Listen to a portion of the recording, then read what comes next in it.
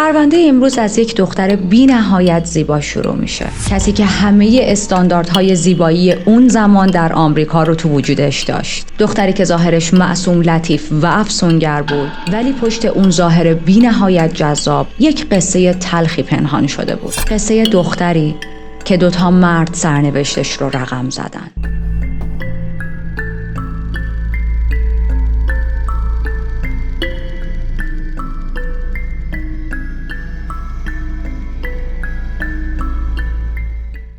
من ریتا هستم و در این چنل وارد دنیای جنایی میشیم، جایی که حقیقت عجیب‌تر از خیاله و مرز بین خوب و بد محو میشه. اگر به داستان‌های ترو کرایم و هیجان انگیز علاقه دارید میتونید همین الان چنل رو سابسکرایب کنید و اگر زنگوله کنار رو هم روشن کنید وقتی ویدیوی جدید آپلود میشه ازش مطلع میشید. اولین نسبیت روز کریسمس به دنیا آمد سال 1884 توی شهری کوچیک به اسم تروم در ایالت پنسیلوانیا. پدرش وینفیلد یک وکیل موفق بود و مادرش اصالتاً یک اسکاتلندی ایرلندی بود. از همون دوران بچگی یک رابطه خاصی بین اولین و پدرش شکل گرفته بود. یک جور پیوند روحی که توی قلب اولین موندگار شد. اون مرد نه تنها حکم یک پدر رو براش داشت، بلکه الهام بخش بود تو زندگی اولین. وقتی دید دخترش از همون سن کم عاشق خوندن و نوشتنه، براش یک کتابخونه کوچیک درست کرد. کتابخونه پر از افسانه‌ها، اسطوره‌ها و داستان‌ها و ماجراهای هیجان انگیز. بیشتر داستان‌ها و شرایط و موقعیتی که مخصوص پسرها بود، برای پسرها ساخته شده بود اون زمان. ولی پدرش این مدلی بودش که به اولین داشت یاد میداد ببینید چه محدودیتی وجود نداره. کتاب، داستان‌ها، یاد گرفتن سواد برای همه است و دختر و پسر نداره. و این اوج روشنفکری یک انسان رو توی اون زمان میرسونه به نظرم. حتی بعد از مدتی دید که اولین خیلی داره به موسیقی و رقص علاقه نشون میده و با وجود این که خانواده بسیار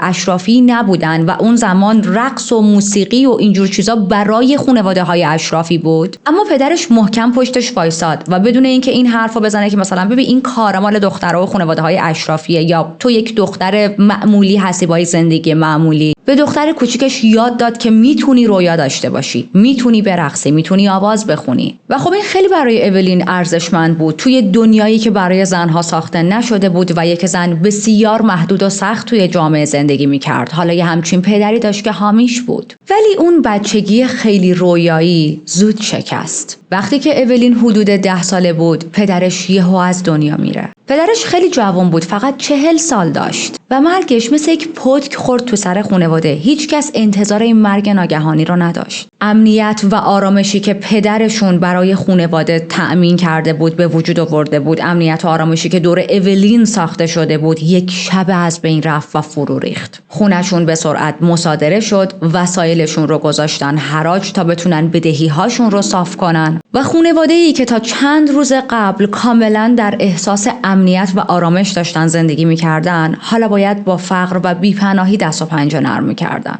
اولین، مادرش و برادر کوچکترش از این خونه به اون خونه توی مسافرخونه‌های مختلف اتاق‌های خیلی ارزون کرایه می‌کردن تا بتونن یک سقفی بالای سرشون نگه دارن. درآمدشون اونقدر کم بود که به خیریه و به لطف مردم محتاج شده بودن. مادر اولین تا قبل از اینکه همسرش از دنیا بره با خیاطی یک مقدار درآمدزایی می‌کرد، ولی خب چون همسرش درآمد خوبی داشت اونجوری نبود که زندگیشون وابسته به خیاطی مادر اولین باشه. ولی الان نمیتونست فقط از طریق خیاطی خرج 3 نفر رو در بیاره. از سر ناچاری تصمیم گرفت خودش یک مسافرخونه کوچیک را بندازه و اولین خیلی جوان رو میفرستاد تا اجاره رو از مردهایی که اتاق اجاره کرده بودن بگیره. تجربه‌ای که واقعاً برای اولین وحشتناک و سخت بود. من واقعا نمیدونم چرا مادر اولین خودش نمیرفت تا این اجاره ها را از اون مردها بگیره و دختر کوچیکش رو میفرستاد. ولی خب این کار خیلی دارک و خطرناکه، چون تصور کنید ما داریم از یک دختر 10 11 12 ساله صحبت میکنیم که بخواد بره از یه سری مثلا مرد خرس گنده که معمولاً هم آدم‌های همیشه مست، آدم‌های خلافکار، چنین شخصیت‌هایی بودن و توی مسافرخونه‌های ارزون میومدن، بره از اینا پول بگیره، اجاره رو بگیره. به هر حال تلاش برای اینکه بتونه یک مسافرخونه رو نگه داره و یک درآمدزایی کنه اصلا نتیجه نداد و خیلی زود این حالا پروژه یا منبع درآمد شکست خورد. وضعیت انقدر خراب شد که سال 98 با امید به شروعی تازه خانواده رفتن به فیلادلفیا.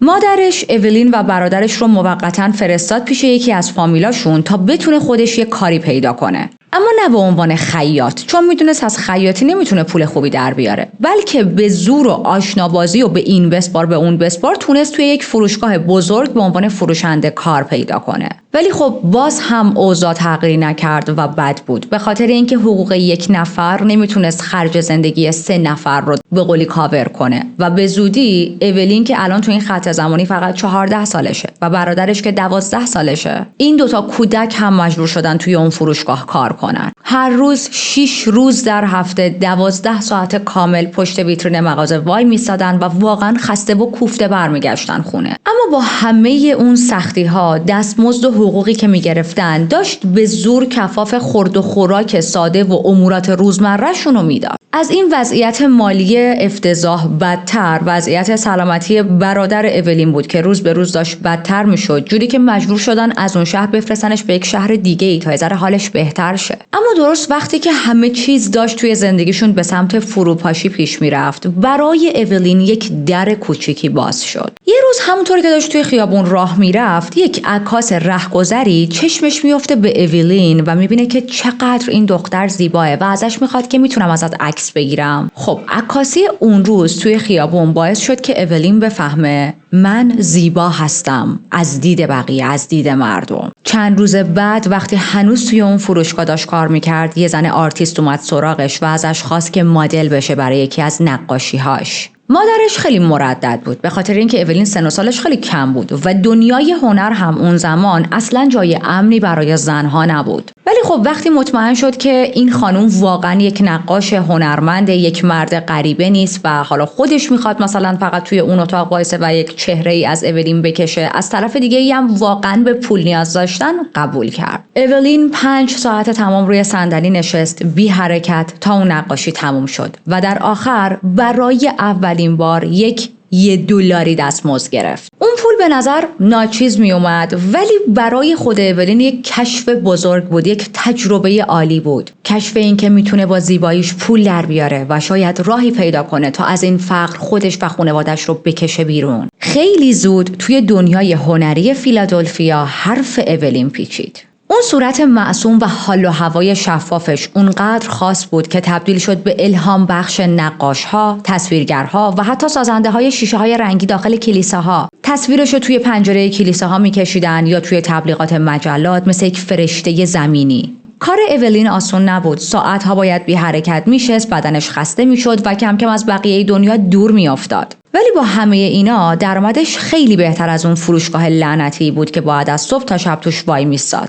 وقتی فهمید به عنوان مدل یک نقاش بیشتر از کار توی مغازه پول در میاره، دیگه مادرش رو راحت نذاشت. انقدر اصرار کرد تا بالاخره مادرش اجازه داد این کار رو، این شغل رو برای زندگی انتخاب کنه. تصویر اولین کم کم همه جا دیده میشد. مجلات دربارش نوشتن، گفتن یک پارادوکسه. همزمان هم چهرش بچگونه است، هم بزرگتر از سنشه. و تو این خط زمانی اولین فقط 15 سالشه، ولی همه شک داشتن که چند سالشه. یک زن 25 ساله است، یک دختر 15 ساله است. چون زیباییش یه جور خاصی بود، شبیه به افسانه ها بود. زیبایی که اون رو تبدیل کرده بود به یک کالا، چیزی که بقیه بخوان ازش پول در بیارن. مادرش که تا اون موقع کار میکرد، کار رو ول کرد و تبدیل شد به مدیر برنامه‌های دخترش. حالا اولین مونده بود بین 2 تا چیز. از یه طرف باید زنده میموند، از یه طرف دیگه باید خودش و ظاهر و زیباییش رو حفظ میکرد. و حالا وارد مسیری شده بود که هم میتونست اونو بسیار ببره بالا،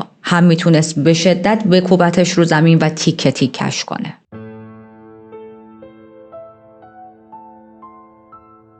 برسیم به جون سال 1900 که مادر اولین به این باور رسید دختر من که داره توی این شهر انقدر خوب پول در میاره و معروف شده چهرش، پس تو نیویورک هم میتونه پول خیلی خوبی در بیاره. در واقع تو نیویورک میتونه پول بیشتری در بیاره. پس یک تصمیم بزرگ گرفت. خودش تنهایی راهی منهتن شد، اونم با همون پولی که اولین داشت به دست می آورد و واقعا با زحمت جمع کرده بود. چند ماه اونجا زندگی میکنه، اما خب هیچ موفقیتی نصیبش نمیشه. شهر بسیار سرد و بیرحم بود، هوا زمستونی بود، جیب مردم خالی بود، امیدها از دست رفته بود. هیچکس دل و دماغ و حوصله این رو نداشت که حالا ما از یک دختری مثلا نقاشی بکشیم یا یک دختری رو به عنوان مدل قبول کنیم. چاره‌ای نداشت جز اینکه بچه‌هاش رو هم بگه بیان پیشش و اگر مدل شدن اولین به جایی نرسید دوباره برن و توی یک فروشگاهی کار پیدا کنن. اما درست زمانی که امیدشون ناامید شده بود و همه چیز داشت به سمت سختی و تاریکی مجدد پیش میرفت، یه اتفاق دلگرم کننده میفته. یک نقاشی به اسم جیمز که محو زیبایی عجیب و متفاوت اولین شده بود وارد داستان میشه. اون نقاش تحت تاثیر قرار گرفته بود به خاطر معصومیت اولین، به خاطر غمی که توی چشمهای این دختر وجود داشت. بعد از اینکه یک اثر هنری از اولین میکشه، به واسطه ارتباطهای هنری و مهمی که داشت تصمیم گرفت که نذاره اولین بیچاره وارد کارهایی بشه که ممکنه ازش سوء استفاده کنن یا به بیراهه کشیده بشه. اون رو به چند تا از آدمهای به قول خودمون کله گنده معرفی کرد و طولی نکشید که اولین شد یکی از مدل‌های خواستنی دنیای هنر در نیویورک. حالا الان هنرمندهای بزرگ دونه دونه ازش می‌خواستن تا براشون مدل بشه. اولین با اون موهای بلند و مسی که داشت روی شونه‌هاش میریخت موها رو، نگاهی که هم غم داشت هم رویا و کم کم همه شهر عاشق تصویرهاش شدن. مطبوعات هم بیکار نشستن، بهش لقب لیتل اسفینکس دادن و زیباییش رو با ونوس و کلئوپاترا مقایسه می‌کردن. تو مجله ها می‌نوشتن که اولین یک جور موجود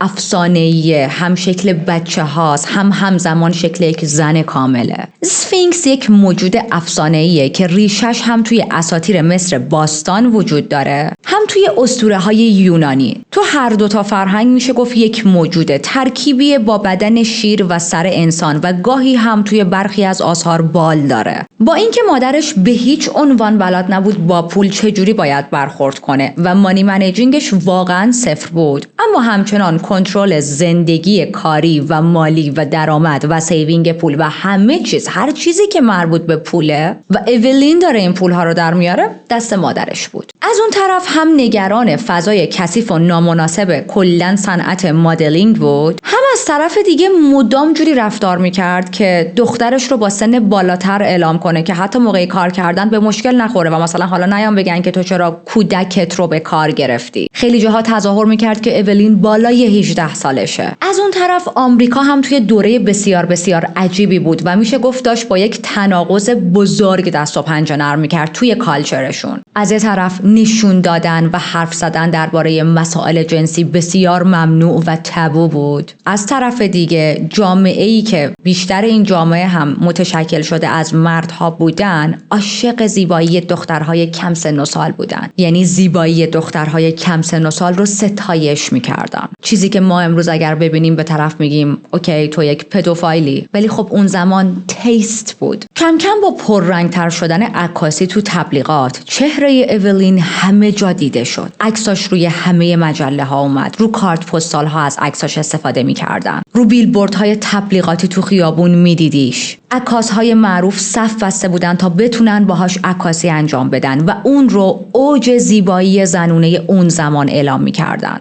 درآمد اولین به هفته $18 رسید که خب هم برای اون زمان خیلی پول خوبیه، هم در مقایسه با دورانی که داشت به عنوان یک کارگر توی مغازه کار می‌کرد این درآمد مثل رویا بود. تا اواخر سال 1901، یعنی فقط یک سال بعد، رسما لقب اولین پین آپ گرل آمریکایی رو گرفت. حتی برندهای خیلی خیلی معروف مثل کوکاکولا و یا برندهای معروف سیگار اومدن تا با اولین همکاری داشته باشن و از عکس‌هاش استفاده کنن. هر کس هر چیزی که می‌خواست بفروشه چهره اولین روش زده شده بود. الان اولین به یک شهرت رسیده و یک تصویر بی‌نقصی داره، اما پشت این شهرت و تصویر بی‌نقص دختری بود که هنوز نمیدونست خودش کیه. هر چیزی که به دست آورده بود همیشه تحت کنترل بقیه بود. پولی که به دست می آورد مادرش برمی‌داشت. قرارهاشو مادرش و بقیه میذاشتن. آدم‌های دیگه باید براش تعیین می‌کردن که با چه برندی کار کنه، با چه عکاسی کار کنه، با چه نقاشی کار کنه، کجا بره کجا نره، چی بپوشه چی نپوشه. و خب خود اولینگ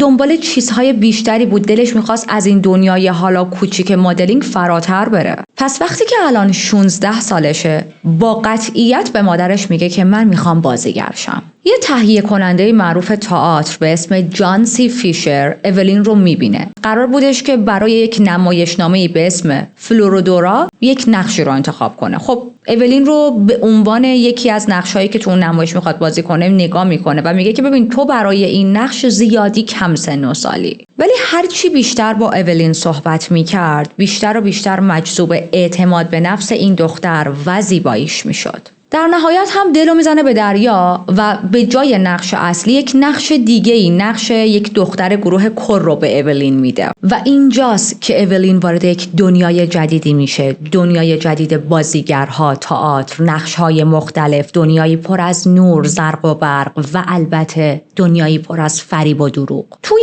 اون دوران، توی اون زمان، صحنه تئاتر از نظر خیلی‌ها جایی مشکوک و بسیار غیر اخلاقی بود برای زنها. یعنی نظر آدم‌ها این بود زن‌هایی که دارن میان روی صحنه تئاتر و حالا یک نقشی رو بازی میکنن عموماً مثلا خرابن، بدن، گستاخن، وقیحن، چه میدونم سلیطن، دریدن، وگرنه یک زنی اگر وقیح نباشه که نمیتونه بیاد اینجوری روی صحنه و نقش بازی کنه. اما اولین نظر دیگه ای داشت. میگفت اون چیزی که خوب نیست صحنه‌ای نیست که ما میایم روش بر فیلم بازی میکنیم، نقش بازی میکنیم. اون چیزی که خطرناکه پشت صحنه است که کسی نمیبینه. چیزهایی که پشت درهای بسته اتفاق میافته و خیلی از زنها حق ندارن راجبش صحبت کنن. با وجود اینکه اولین الان اینجا خیلی معروف شده اما رسما تو گفتگوها و مباحث بزرگسال‌ها راش نمیدادن و هنوز هم باهاش کاملا مثل یک دختر بچه مثلا کوچیک دیگه، یک دختر خیلی کوچیک رفتار میکردن. به علاوه اینکه کلا دنیا خیلی مرد محور بود، مخصوص مردها درست شده بود، همینطوری یک زنی که بالغ بود خیلی جایی نداشت توی همچین محافلی، چه برسه به یک دختری که 15-16 ساله است و فقط به خاطر زیبایی که دارن همه جا ازش سوء استفاده میکنن. توی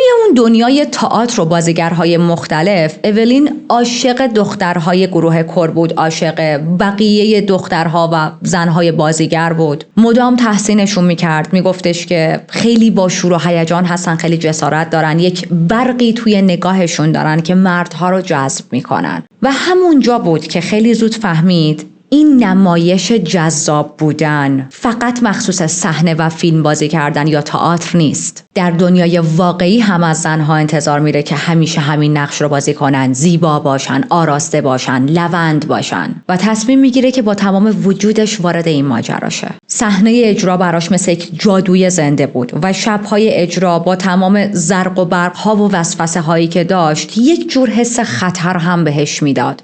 بین یک دوگانگی گیر کرده بود، هم خیلی دوست داشت این کار رو و هم یک حس‌های بدی میگرفت. خیلی وقتا به واسطه کارش، به واسطه افرادی که باهاشون در ارتباط مجبور میشد که مثلا تا آخرهای شب توی رستوران‌های لاکچری و پر هیاهو بره، رستوران‌ها و محافلی که پر از چهره‌های مهم، گاسیپ و آدم‌ها، در واقع مردهای مسته. مادرش اصلاً از این شبگردی‌ها خوشش نمیومد، ولی نه به خاطر اینکه مثلا بگه دختر من سنش کمه، ممکنه یک آسیبی بهش بخوره، ممکنه یک کسی براش خطر به وجود بیاره، اصلا یک دختر 16-17 ساله نباید وارد چنین دنیایی بشه فعلا. نه، نگران این بود که زیبایی اولین به مشکل نخوره و خراب نشه. چرا تا دیر وقت بیداری، پوستت خراب میشه، خودت رو داری خسته نگه میداری، برای اجراهای فردات ظاهرت زشت میشه، نکنه دیگه این صورت تو قابل فروش نباشه. نگرانی مادرش این بود. چند ماه دیگه بزنیم جلو، اولین هنوز جزو دخترهای گروه همون تئاتره، اما الان یه جوری شده که دیگه همه نگاه‌ها روی اولینه و بین تمام اون نگاه‌ها و تماشاچی‌ها و عاشق‌های مختلف نگاه مردهای ثروتمند و قدرتمند هم اومده روی اولین. یه شب یکی از بازیگرای بسیار با سابقه به اسم نیل کینگ دعوتش کرد به یک مهمونی خیلی اشرافی. میزبان این مهمونی یک آقایی بود به اسم استنفورد وایت، مردی که همه میگفتن یک معمار بسیار مشهوره، ولی خب ما خیلی بیشتر از اینا میخوایم ازش بدونیم.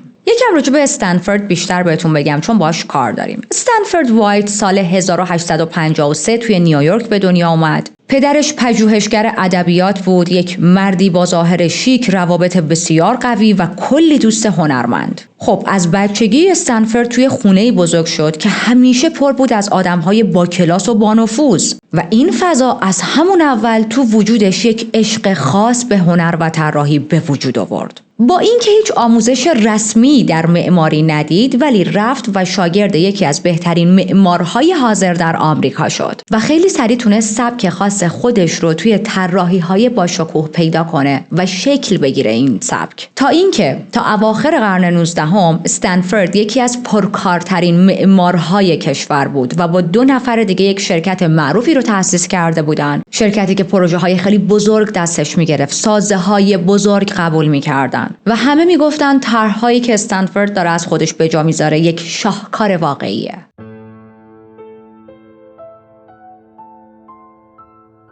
یکی از معروفترین شاهکارهای استنفورد وایت نسخه دوم مدیسن اسکوئر گاردن بود. ساختمونی با شکوه که بالاش مجسمه برهنه قرار داره، یک تندیسی که برای خیلی‌ها جنجالی و توهین‌آمیزه ولی برای خیلی‌ها یک کار بولده. ولی استنفورد از این شخصیتایی داشت که اصلا اهمیت نمیداد. کلاً مردی بود که عادت داشت همیشه مرزها رو جابجا کنه. توی دنیای معماری تبدیل شده بود به یک ستاره. توی مهمونی‌های اشرافی آمریکا یک چهره ثابت بود، همیشه دعوتش می‌کردن. از اون طرف کاراکتر کاریزماتیک، سبک زندگی مجلل، حمایت‌هاش از بقیه هنرمندها و هنردوست‌ها و همه اینها باعث می‌شد که سنتر آف اتنشن باشه.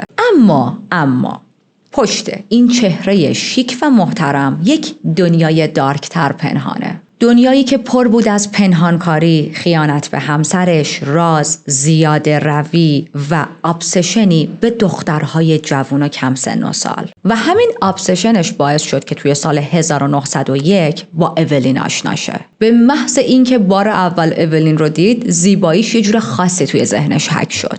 از طریق واسطه ها و افرادی که حالا مثلا با اولین در ارتباط بودن و قرارها و کارهاش رو اوکی می‌کردن، دعوتش میکنه به یک، نمیتونم بگم حالت مثلا قرار و دیت، میشه گفت دعوتش میکنه به یک دیداری. اولین فکر میکنه مثل خیلی از وقتهای دیگه که آدمهای مشهور و معروف دوست دارن فقط یک دختر زیبایی توی جمعشون باشه، بره به یک هتل شیک و خب حالا وارد یک مهمونی بشه. وقتی که به اون آدرس رسید خبری از هتل نبود، ولی یک ساختمون بسیار بزرگ و شیک جلوی روش بود. تعجب کرد، خیلی کنجکاو شده بود و وقتی وارد اون ساختمون شد شاک شد. چون ببینید اون ساختمون حتی برای الان هم یک چیز فوق اشرافیه. دیوارها با پرده‌های مخملی قرمز پوشیده شده بودن. مبلمان داخل اون ساختمون همه بسیار شیک بودن. نورهای نرم و کمرنگ فضا رو کاملا یه حالت سوریل کرده بودن. و دید که یک مرد 46 ساله که به نظر اولین بسیار پیر به نظر می رسید، با لبخند و یک میزی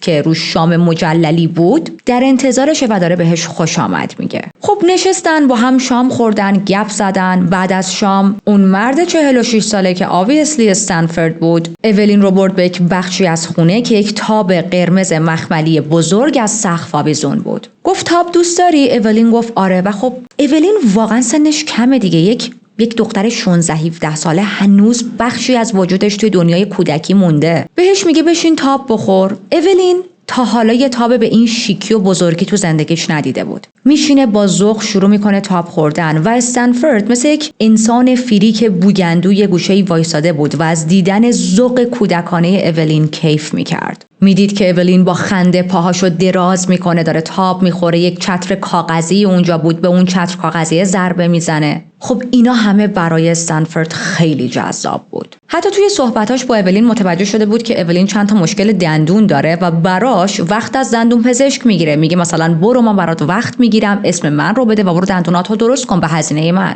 در ظاهر این مرد خیلی مهربونه، اما اگر که دقیق تر به رفتارش، به کارهاش نگاه بندازیم، میتونیم ببینیم که یک مرد موذیه که بسیار حساب شده و دقیق داره همه چیز رو پیش میبره. استنفورد خیلی زرنگه. خیلی زود رفت سراغ مادر اولین. خودش رو به عنوان یک حامی بزرگوار معرفی کرد. مردی که صرفاً میخواد به یک دختر با استعداد کمک کنه تا در مسیر درستی پیش بره. مثل دختر خودم، من جای پدرشم، میدونید نه این حرفا. البته که از نظر سنی واقعا جای پدر و دختر بودن، ولی مادر اولین بسیار تحت تاثیر قرار میگیره از این رفتار گرم و مطمئنی که استنفورد داشت از خودش نشون میداد و خب با آغوش باز این کمک رو قبول میکنه، مخصوصا که بخش زیادی از این کمک ها مالی بودن. خبر این که استنفورد اومده و به اولین گیر داده همه جا پیچید و خب ما داریم از دوره صحبت میکنیم که مردم اینترنت ندارن، تایم خالی بیشتر دارن و سراشون میدونی تو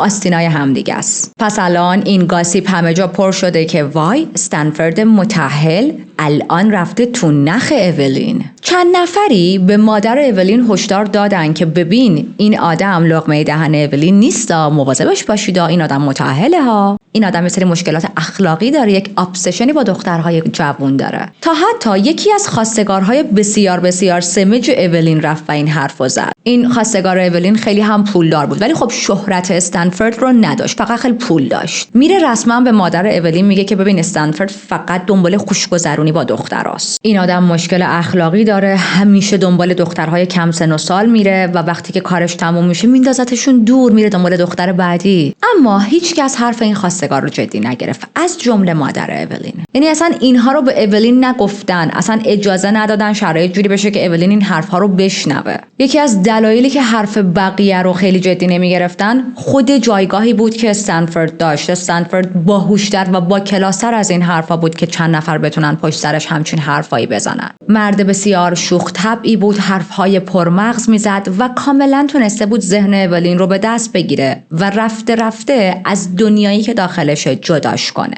استنفورد شروع کرد برای اولین لباسهای گرون خریدن، سبد میوه‌های عجیب و غریب و بزرگ و گرون میفرستاد. حتی براش یک سویت اختصاصی توی هتل رزرو کرده بود که هر وقت دلش میخواد بره و اونجا وقتش رو سپری کنه. بعد بهتون میگم سویت اختصاصی یعنی سویت اختصاصی یا یک اتاقی که یک تخت عاج با تورهای ایرلندی روش بود. یعنی اصلا اتاق مثل یک اتاق سلطنتی بود در این حد بگم. تا برسیم به یه شب که براش یک شنل قرمز و شال گردن میخره. میگه که اینا رو برات خریدم که بپوشی به خاطر اینکه میخوایم بریم به یک مهمونی خاص. مادرش هم قطعاً با این مهمونی اوکی بود. پیش خودش فکر میکرد نه همه چیز تحت کنترل، این مرد آدم مطمئنیه. خبر نداشت که استنفورد خیلی بی سر و صدا و با سیاست داره کنترل زندگی رو از دست اولین میگیره. اولین اون شب سوار کالسکه شد و رفتار استنفورد مثل همیشه نبود. خیلی خوشحال بود، خیلی با هیجان بود، شوخی میکرد، چشمک میزد به اولین، انگار یک چیز خوب و خاصی قرار اتفاق بیفته. و خب چندین و چند بار با هم مهمونی‌های مختلف رفته بودن. هیچ وقت استنفورد برای هیچ مهمونی اینقدر ذوق و شوق نداشت. از استنفورد وقتی که سوار کالسکه شده بودن میپرسه که کجا داریم میریم و استنفورد بهش میگه که نگران نباش داریم میریم باغ من.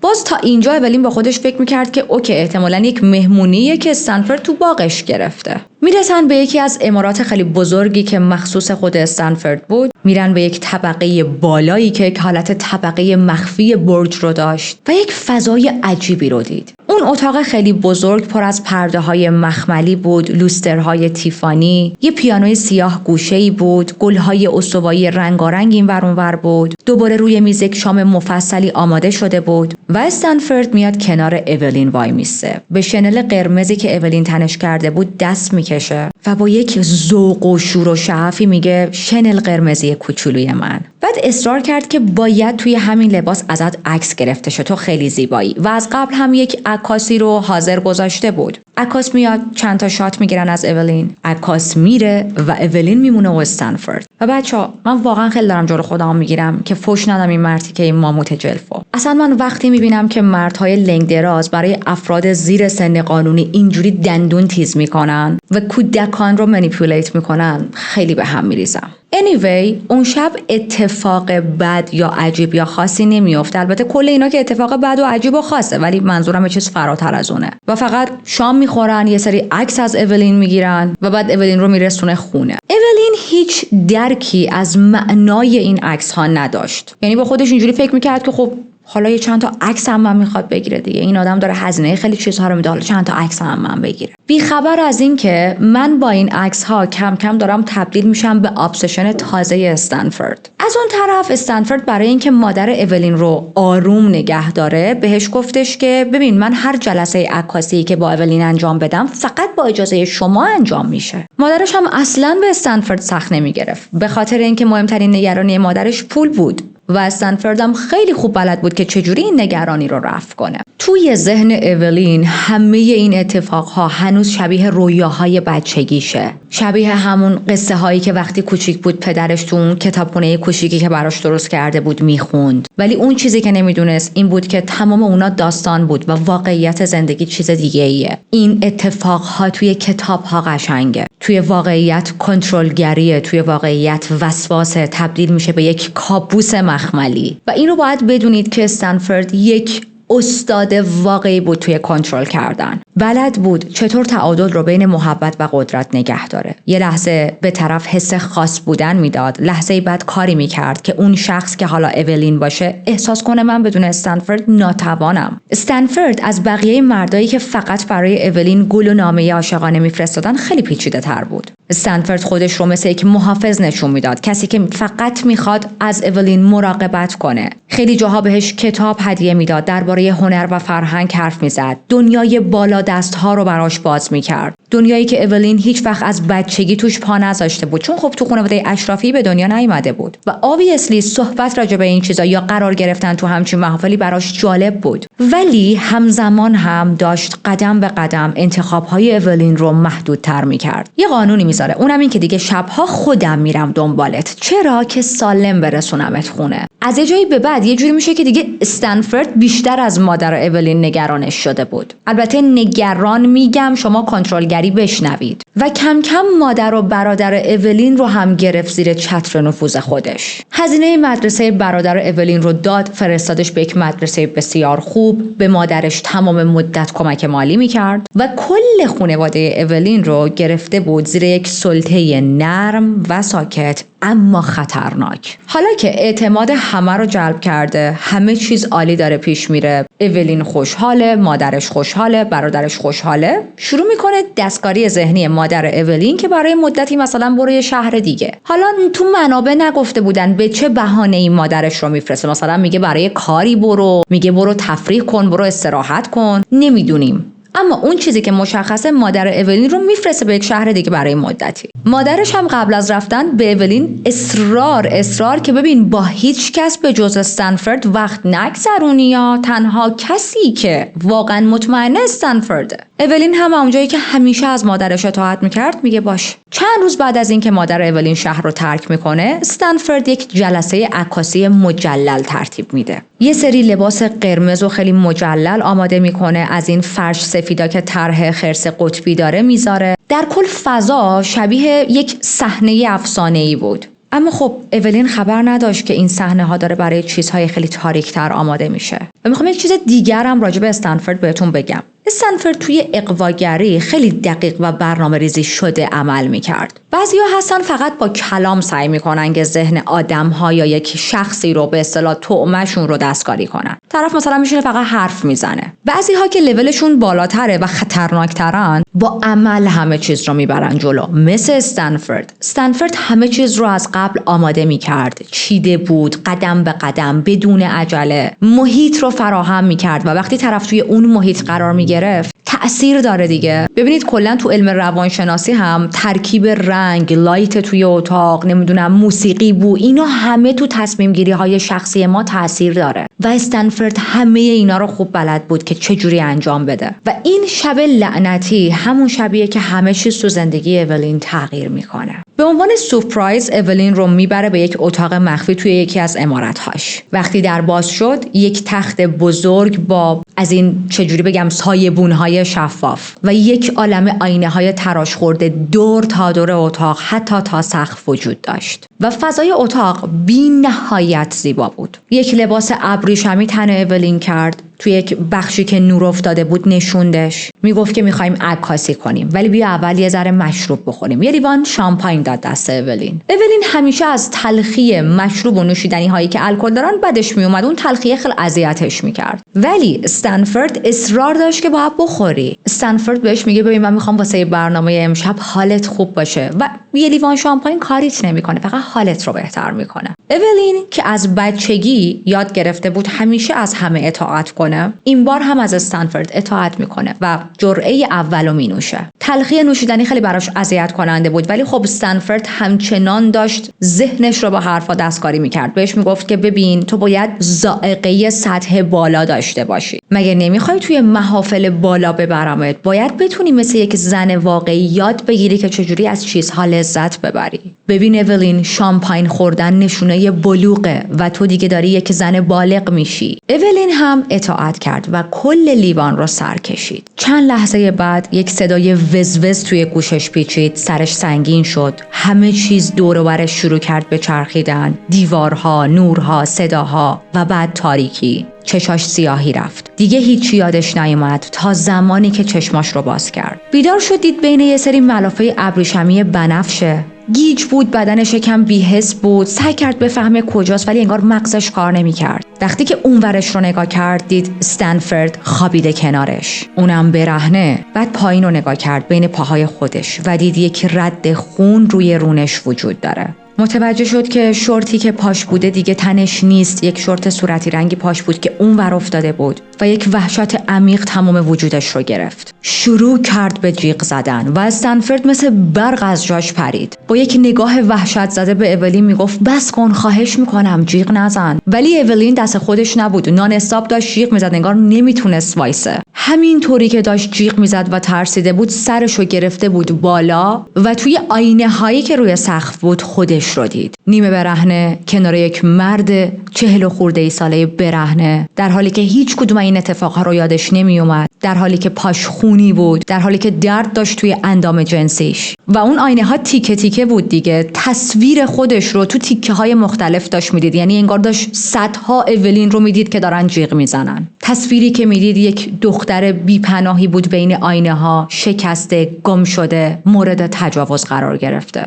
نمیتونست از گریه کردن دست برداره. استنفورد با عجله لباس پوشید، یه حالت ساتن قرمز هم انداخت روی شونه های اولین، شروع کرد موهای اولین رو نوازش کردن و با یک لحن آروم و پر از دروغ و دیسگاستینگ به اولین گفت که گریه نکن گربه کوچولو، همه چی تموم شد، از حالا به بعد تو دیگه مال منی. و بله، اون مرد به اولین تجاوز کرده بود، توسط شامپاینی که بهش داده بود بیهوشش کرده بود، در حالی که اولین بیهوش بود بهش تجاوز کرده بود و حالا خودش رو به خاطر اون تجاوزی که کرده مالک بدن اولین میدونست. اولین مثل یک آدم آهنی شروع کرد لباس پوشیدن، دستاش میلرزید، نمیتونست درست فکر کنه. استنفورد براش یک کالسکه گرفت و اولین با یک حال خیلی بدی رفت سمت خونه. و ببینید شیمی که اون زمان توی جامعه به زنان بابت مورد تجاوز قرار گرفتن داده میشد به مراتب خیلی بیشتر از الان بود. یعنی اگر به یک زنی تجاوز میشد اینجوری بود که دیگه زندگی من نابود شده، با مرگ با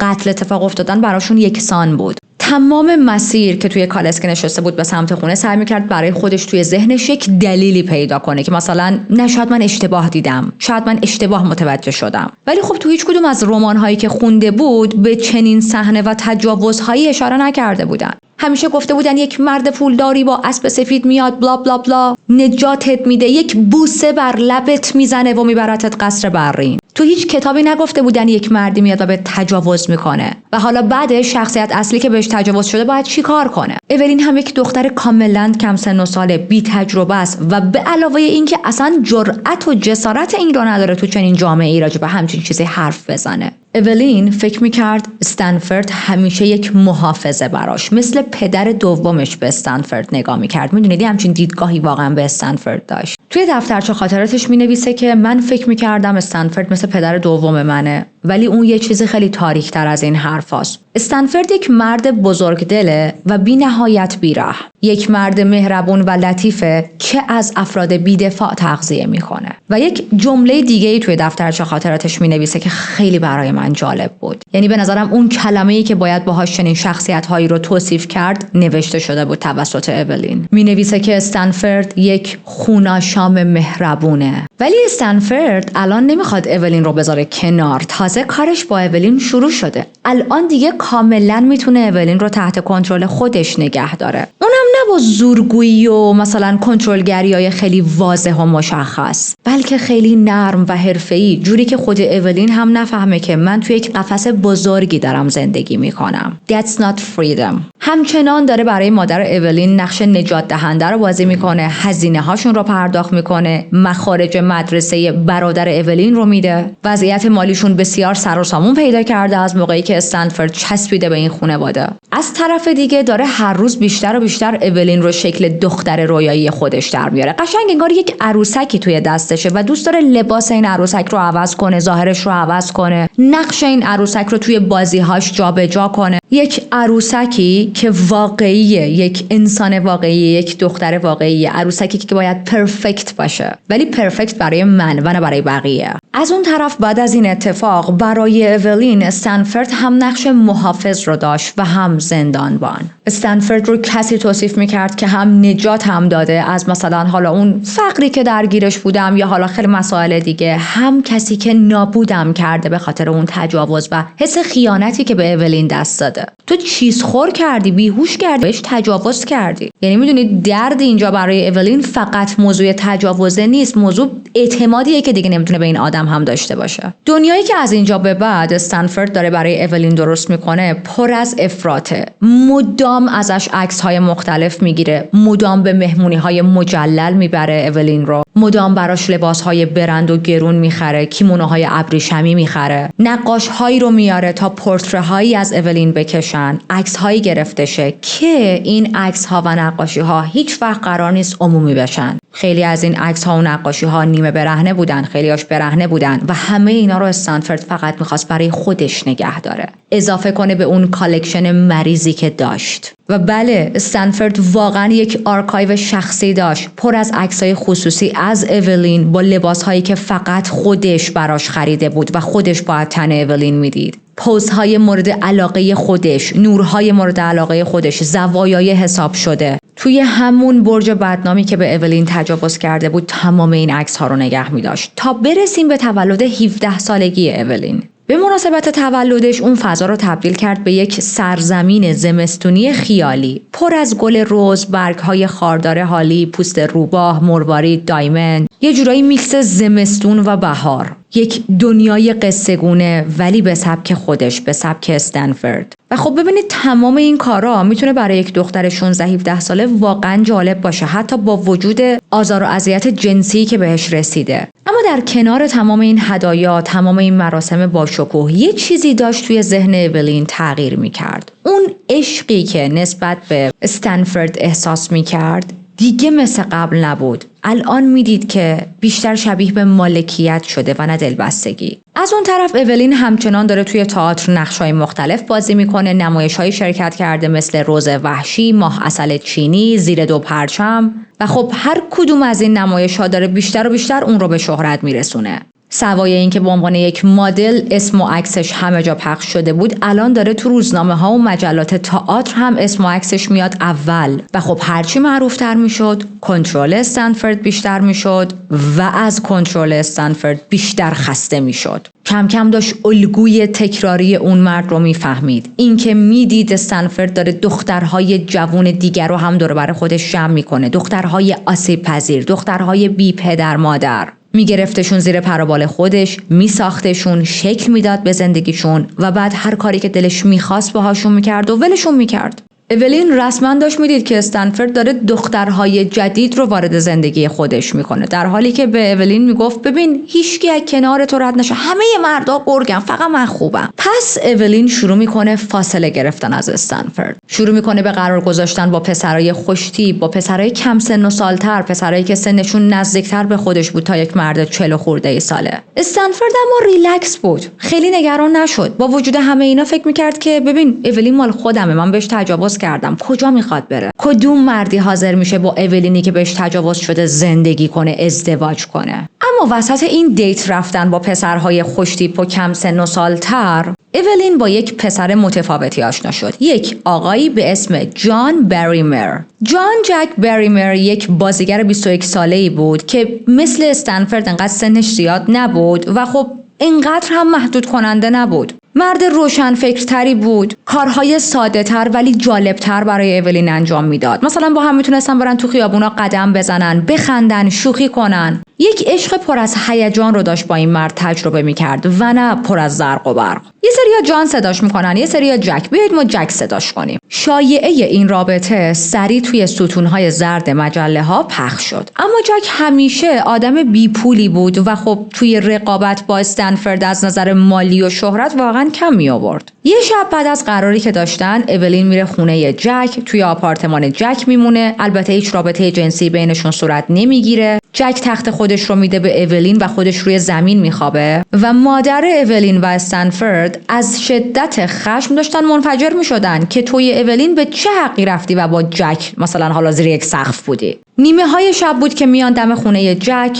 با داد و بیداد و دعوا. جک به محض اینکه درو باز میکنه، استنفورد شروع میکنه به بازجویی کردن. یعنی رسما از جک میپرسه که با هم رابطه جنسی داشتین، میخواست بدونه که آیا واقعا با اولین سکس کرده یا نه. مردی که خودش متأهله، مردی که خودش با دخترهای کم سن و سال دیگه داره میگرده، مردی که با زنهای بزرگسال هم داره میگرده و سکس میکنه، مردی که خودش رو محق میدونه تا با همه سکس کنه ولی این حق رو به اولین نمیده و واقعا اصرار داشت. یک سر از جک میپرسید که با هم سکس کردین؟ اولین با جک سکس کردی؟ چون از نظر اون اگر که اولین و جک اون شب با هم رابطه جنسی داشتن، اولین دیگه ارزش نگه داشتن نداشت. جک انقدر عصبانی میشه که همونجا جلوی استنفورد و جلوی مادر اولین که اون هم خیلی عصبانی بود از اولین خواستگاری میکنه. ولی خب اولین گیر کرده بود توی اون شرایط. شما فرض کنید طرف خواب بود، یهو در خونه رو زدن، بیدار شده، همچین سیچویشنی اتفاق افتاده، معلومه طرف نمیتونه درست فکر کنه. مردد بود، نمیدونست چی بگه و فراموش نکنیم اولین خیلی سنش کمتر از اونیه که بخواد چنین تصمیم‌های مهمی برای زندگیش بگیره، اونم توی همچین شرایط واقعا سختی. استنفورد به محض اینکه شنید جک داره از اولین خواستگاری میکنه و دید اولین یه ذره مردده، نمیدونه باید چی کار کنه، چی بگه، سریع از آب گلالود ماهی میگیره، از فرصت استفاده میکنه و با خونسردی یک حرفی میزنه که خیلی این حرف ناراحت کننده بود برای جک. میگه که اولین تو دیوونه ای اگه بخوای جواب مثبت به خواستگاری این آدم بدی. تو خانواده جک جنون یک چیز ارثیه، میخوای با یه آدم مجنون و دیوونه زندگی کنی؟ جک از کوره در رفت و بهشون گفت همتون از خونه من برید بیرون. اولین برگشت خونه، دوباره تنها زیر سایه استنفورد. از اونجایی که استنفورد آدمی نبود که از یک سوراخ 2 بار گزیده شه، ترجیح میده که اولین رو اصلا از اون منطقه دور کنه، با خیال اینکه اگر از جایی که جک هست دور شه، عشق و عاشقی و خیال جک هم از سرش میافته. اولین رو میفرسته به یک مدرسه دخترانه‌ای توی نیوجرسی. میگه اصلا چیه تو میخوای تو تئاتر اینا باشی؟ برو درس بخون. ولی خب هدفش این بود که اولین رو از جک دور کنه و این تصمیم خیلی ناگهانی و اتفاقی بود، در حدی که مطبوعات به سرعت پر شد از یک عالمه گاسیپ و شایعه راجع به اینکه چرا اولین انقدر شدید و ناگهانی ناپدید شده.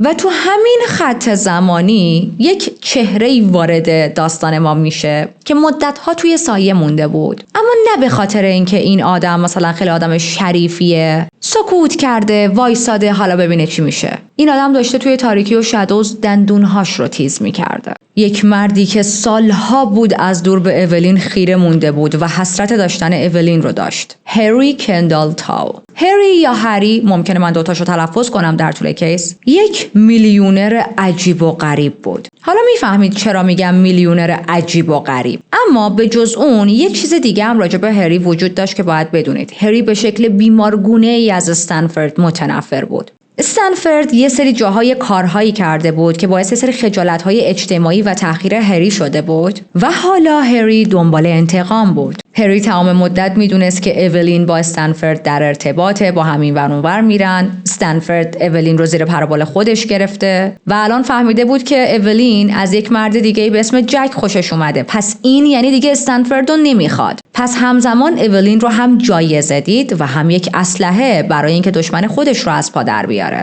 با یک اسم مستعاری به اسم آقای مونرو شروع کرد به فرستادن نامه و پول برای اولین. اولین که نمیدونست این پول ها از سمت کیه، یعنی خب حالا این آقای مونرو دیگه کیه، ما نمیشناسیم، پولا رو پس میفرستاد. ولی خبر نداشت پول هایی که از سمت هری داره برای مادرش فرستاده میشه نگهداری میشه. یعنی ببینید هری هم برای مادر اولین داشت پول میفرستاد، هم برای خودش. خود اولین این پول ها رو رد میکرد چون میگفت من این آدم رو نمیشناسم. مادر اولین اینا رو نگه میداشت. وقتی هری دید که اولین به قول خودمون بهش پا نمیده، دست به دامن یکی از دخترای گروه کور شد که واسطه آشنایی این دو نفر بشه. اون دخترم یک قراری ترتیب میده و وقتی که اولین یه جا وایساده بود، هری وارد میشه. یه حالت واقعا نمایش طور زانو میزنه، دامن اولین رو بوس میکنه. رفتارش واقعا عجیب بود که بتونه توجه اولین رو به دست بیاره و تمام مدت داشت از استنفورد صحبت میکرد جلوی اولین. ولی چه صحبتی؟ داشت استنفورد رو تخریب میکرد. تمام مدت میگفت که مثلا استنفورد مرد زشتیه، نمیدونم شخصیتش زشته، قیافش زشته، وجودش زشته، ذاتش بده. اولین واقعا گیج و معذب شده بود و با خودش داشت فکر میکرد اینم احتمالاً یه دونه از این خواستگارای دیوونه گذراست دیگه. اومده داره یه ذره چست مزه بازی در میاره و اون میره دیگه، قرار نیست ببینمش. اما خب اشتباه میکرد. هری نقش مهمی در پرونده ما داره. فردا صبحش دید که هری جلوی در خونش ظاهر شده. خب اولین باز بهش محل نداد. هری میره سراغ مادر اولین. هویت واقعیش رو بهش میگه اون مستر مونروی که داشت پول میفرستاد در واقع من بودم. و مادر اولین که اصلا ذهنیت خوبی از هری و خانواده‌اش نداشت، خیلی سرد و بی‌تفاوت برخورد میکنه. خب از سمت مادر اولین هم نتونست خیلی به نتیجه مطلوبی برسه، اما انقدر سماجت کرد که بالاخره اولین اولین قرار رو قبول کرد که با هری بره و آماده شدن تا برن به یک شام تشریفاتی.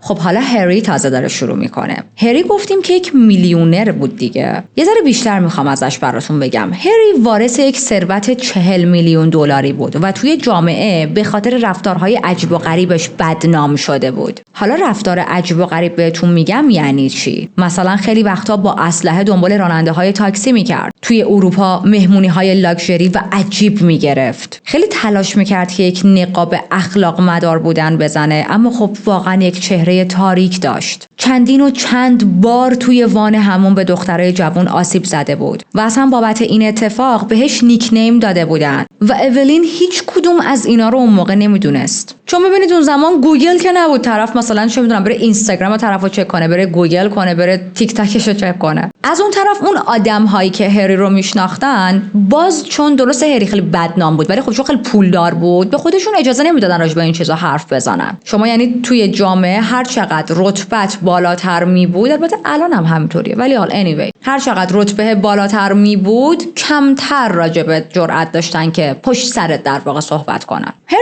شروع میکنه به خریدن هدیه‌های گرون قیمت، اما خب اولین تمام مدت این هدیه‌ها رو برمیگردوند. نمیخواست قبول کنه چون هنوز ذهنش، دلش درگیر جک بود. دلش برای جک بی‌نهایت تنگ شده بود. جک رو دوست داشت. حالا که از دست استنفورد یه ذره راحت شده بود، دلش نمیخواست دوباره یک استنفورد شماره 2 واسه خودش تو زندگی درست کنه. اما از اون طرف از جک هم خیلی خبری نبود و قصه این جدایی باعث شد که کم کم هری رو تحمل کنه. این رو هم بگم هری بسیار پافشاری میکرد، یک سماجت خاصی به خرج میداد و اولین نمیدونست که این علاقه واقعی نیست و این آدم فقط داره پافشاری میکنه به خاطر اینکه میخواد حال یک مرد دیگر رو بگیره. تا یه ذره به روی هری خندید. هری برای اولین بار بهش پیشنهاد ازدواج داد و اولین که نمیتونست بگه استنفورد به من تجاوز کرده، فقط پیشنهاد هری رو رد میکنه. از اون طرف اون مدرسه دخترونه‌ای که استنفورد فرستاده بودش واقعا برای اولین مثل زندان شده بود. دلش برای گذشته‌اش تنگ شده بود، برای دورانی که مدل بود، برای دورانی که به عنوان بازیگر نقش بازی میکرد، ارتباط با آدم‌های دیگه. استنفورد همه رو ازش دور کرده بود و تو مدرسه هم راحت نبود، به خاطر اینکه خبرنگارها میریختن دور تا دور مدرسه که از اولین بتونن یک خبری مثلا درست کنن. جک چندین و چند بار دور بر اون مدرسه دیده شده بود، دور بر محوطه شعر عاشقانه به درخت‌ها میچسبوند و استنفورد تا این موضوع رو فهمید. ببینید استنفورد تو این خط زمانی هنوز متوجه ورود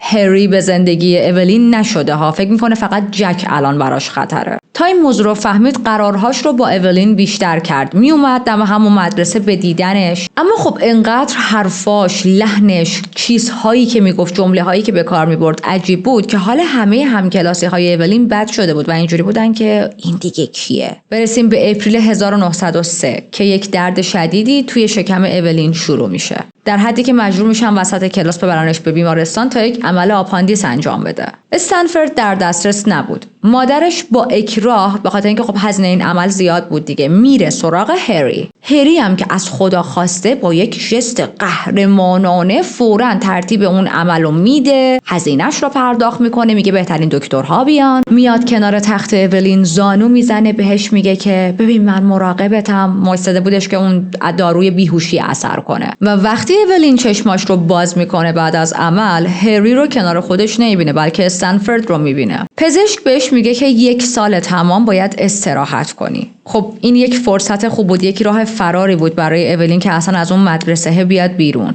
و تو این خط زمانی هری تا اینجا 3 بار بهش پیشنهاد ازدواج داده. هر بار اولین با یک لبخند خیلی مرددی ردش کرده، چون میدونست که اگه راستشو بگه که بهش تجاوز شده همه چیز از دست میره. همه اون مردهای بظاهر عاشق اون رو به چشم کالا میدیدن و دختری که مورد تجاوز قرار گرفته یعنی یک کالای دست خورده. ضربه بعدی توی زندگی اولین این بود که بعد از اون عمل موهاش شروع میکنه بریختن و خب این احتمالاً اثر داروهایی بود که بعد عمل داشت مصرف میکرد و دکتر گفت تنها یه راه داری، کل موهاتو بتراشی و وایسی که موهات مجدد بلند شه. و این خیلی برای اولین دردناک بود. دختری که تمام زیباییش به خاطر موهاش بود و اصلا موی بلند یکی از استانداردهای خیلی بزرگ زیبایی توی اون زمان بود. حالا اینم بماند که تمام مدت هری راه میرفت میگفت من تو رو همه جوره دوست دارم، همه جوره میپرستم، چه با مو چه بی مو. و اولین بین 2 تا مرد گیر افتاده بود که هر کدوم میخواستن به روش خودشون و به نحوی کنترلش کنن. هری داره نقش یک جنتلمن عاشق پیشه رو بازی میکنه، سعی میکنه دل مادر اولین رو به دست بیاره، اما خب خیلی زود نقابش میافته. یه روز بعد از ظهر یک پسری که خدمتکار بود توی یک هتلی، معلوم نیست به چه دلیلی هری با این آدم حال نمیکنه و تو اتاق زندانیش میکنه و با یک شلاقی که مخصوص اسب بود تا میخورد این پسر بیچاره رو میزنه. برای اینکه اون پسر ازش شکایت نکنه و رسوایی براش به وجود نیاره مجبور میشه $5000 غرامت بده و $5000 تو اون زمان خیلیه. و مادر اولین این موضوع رو میفهمه اما اصرار داشت که به گوش اولین نرسونی. تو داری میبینی که یک مردی انقدر مشکل کنترل خشم داره که با شلاقی که مخصوص اسبه و آلردی از اون شلاق مخصوص اسب هم من متنفرم، یعنی اصلا شما بیخود میکنید همون اسب رو هم شلاق میزنید، داره یک انسانی رو میزنه، بعد اینو به دخترت نمیگی. خب اولین اون داستان رو اون موقع نفهمید و واقعا نمیدونست که هری یک مردیه که بسیار مشکل کنترل خشم داره. فکر میکرد فقط یک عاشق فریکه یا آدم دیوونه میوونه پول داره. هری اولین رو دعوت میکنه که بیا با هم بریم پاریس. میرن پاریس، به محض اینکه میرسن شروع میکنه به ولخرجی های خیلی آنچنانی، خرج کردن های عجیب، گرفتن لباس ها و مثلا کادوهای مختلف واسه اولین. با دوستای پاریسیشون با هم بیرون میرفتن و انقدر اولین سنش کمه که دوستای پاریسیشون بهش میگفتن دختر کوچولوی ناز. یعنی شما ببینید برای چه دختری همه دندون تیز کردن. تو همون روزایی که تو پاریس داشتن واسه خودشون میگشتن و همه چیز به ظاهر اوکی بود، اولین توی یکی از صحبت‌هاش به هری میگه که آره اتفاقا استنفورد مثلا فلان قد پول به من و مادرم داد تازگی‌ها. و هری انگار مثل یه بمب میتره که خیلی عصبانی میشه، چون تمام مدت داشت تلاش میکرد پیش این مامانه خودش رو جا بندازه. بعد فهمیده که مامانه داره از این پول میگیره، از استنفورد هم پول میگیره، روش بشه میاد اما هم پول میگیره، مواظب باشید. یعنی اصلا دست رد به هیچ پولی نمیزد مادر اولین. اولین. خب شروع نفرت هری از مادر اولین اینجا بود. پس میاد چیکار کنه؟ میاد تلاش میکنه ارتباط بین اولین و مادرش رو کمرنگ‌تر کنه، چون میدونست که استنفورد خیلی حمایت مادر اولین رو داره. اگر اولین از مادرش که داره استنفورد رو حمایت میکنه دور شه، فکر و خیال استنفورد هم از سرش میره. اما اون روز قرار نبود خیلی خوب تموم شه. انقدر عصبانی بود و خب گفتیم مشکل کنترل خشم داشت دیگه. این خشم شدیدش رو نمیتونست اصلا هیچ جوره منیج کنه. اولین رو به زور میبره توی یکی از اتاقهای هتل ریتز که رزرو کرده بود و با اصرار و داد و بیداد با یک حالتی که داره زورش میکنه بهش گفت که تو باید با من ازدواج کنی. خب این بار این مدل خواستگاری کردنش خیلی با دفعه‌های قبل فرق داشت. اولین ترسیده بود، یه ذره تردید کرد، هیچی نگفت، اما نوسانات رفتاری هری بیشتر و بیشتر شد، بیشتر داشت فریاد میزد، در حدی که شروع کرد به کوبیدن مشت روی میز. یعنی همینجوری با مشتش میکوبید رو میز و فریاد میزد که تو باید با من ازدواج کنی. و اونجا اولین دیگه نتونست خودش رو نگه داره. اولین خیلی از نظر روانی خسته شده بود، خیلی شکسته تر از این حرفا بود. زد زیر گریه و همه چیز رو برای هری تعریف کرد. گفتش که استنفورد همچین آدمیه، به من تجاوز کرده و کل داستان اون شب رو گفت. هری تمام مدت داشت با وحشت گوش میداد. یعنی اصلا ساکت شده بود هری که داشت فریاد میزد و وقتی حرفهای اولین تموم شد، مثل یه نمیدونم چی بگم، مثلا موجودی که دیگه انرژی نداره، شارژش تموم شده، میفته روی صندلی و در حالی که نفس میزد با زمزمه میگه دختر تفلکی بیچاره. بدنش میلرزید، حتی یک مقدار گریه کرد برای اولین، اما خیلی زود این گریه تبدیل شد به خشم و تمام تقصیرها رو انداخت گردن مادر اولین. گفت به نظر من اینا اصلا همه نقشه مادرت و استنفورد بوده. مادرت میدونسته که قراره این اتفاق بیفته، واسه همین اصلا شهر رو ترک کرده. اولین اون شب از مادرش دفاع میکنه، اما از اونجا به بعد یک شکی توی ذهن و دلش کاشته شد. یه حالتی که واقعا نکنه مادر من همه اینا رو میدونست، چون مادرش خیلی عجیب از استنفورد دفاع میکرد. هری اون شب جلوش زانو میزنه، قسم میخوره که ببین من تو رو نجات میدم از این شرایطی که داری. مقصر تو نبودی، این فقط یک اتفاق بود، تو توش هیچ نقشی نداشتی. اما از همون لحظه یک چیزی توی ذهن هری برای همیشه تغییر کرد. اون دختر بیگناهی که توی ذهنش واسه خودش ساخته بود و به قولی دست نخورده بود، همیشه این دختر رو ستایش میکرد، به دست یک مرد دیگه آلوده شده. اونم نه یک مردی که مثلا حالا غریبه باشه با یک رهگذر یا ناآشنا، یک مردی که رقیب این آدمه و این آدم ازش متنفره. ببینید در واقع ما در این پرونده مرد باسن تمیز نداریم. همشون باسن‌های پیپی دارن، همشون تپه‌های زورگویی و مرد سالاری رو فتح کردن و با پیپی علامت گذاشتن. حالا یکیشون مثلا سنده انداخته، یکیشون تاپاله انداخته، ولی سر و ته یکی هن. حالا این وسط مادر اولین برای استنفورد تلگراف فرستاده و ازش دوباره درخواست پول کرده. یعنی اصلاً براش مهم نبود که دختر من بین دوتا مرد زورگو و جاه طلب گیر کرده و داره خورد میشه، فقط پول میخواست. چند روز از اون ماجرا میگذره، از اون حرفی که اولین به هری زده بود، و بعد از چند روز میاد هری به اولین میگه که بیا بریم یک قلعه دور افتاده مثلا بازدید کنیم ازش. وقتی رسیدن اون قلعه شبیه یک مکان عمومی نبود که همه برن و بازدید کنن، یک قلعه متروکه و تاریک بود و یه حالتی بود که انگار اون قلعه متعلق به خودشه، چون یه سری خدمتکار اونجا کار میکردن. همه رو مرخص کرد، شب شده، تاریک شده. به محض اینکه همه از اون قلعه بیرون رفتن، هری به اولین حمله کرد، لباسهاش رو پاره کرد و بهش تجاوز کرد. بعد مثل یک بازجو سوال پیچش میکرد، میخواست مطمئن شه که آیا واقعا استنفورد به اولین تجاوز کرده، یعنی اولین اون حرفا رو از خودش در نیاورده. و وقتی که فهمید نه واقعا راست بوده و اولین هنوز سر حرفاش هست و دروغ نگفته، عصبانی تر شد، در رو روش قفل کرد و اولین به مدت 2 هفته زندانی بود توی اون قلعه. هری میگفت تجاوز خوبه اگر خودم انجامش بدم. بعد از 2 هفته بالاخره لطف کرد و در اون قلعه رو باز کرد، اجازه داد که اولین همراه با خودش برن به سفر. و هری یک وسواسی پیدا کرده بود نسبت به پاک بودن اولین، برای همین رفتارش عجیب‌تر هم میشد. اولین هم چاره‌ای نداشت جز همراهی کردن هری، به خاطر اینکه از خشم‌های ناگهانیش میترسید و دیگه متوجه شده بود که این آدم واقعا نرمال نیست. بالاخره اولین توی پاریس به یک آشنایی پناه برد. با کمک اون خانم تونست برای بازگشت به نیویورک برنامه‌ریزی کنه و هری هم با اکراه هزینه این سفر رو داد. اما وضعیت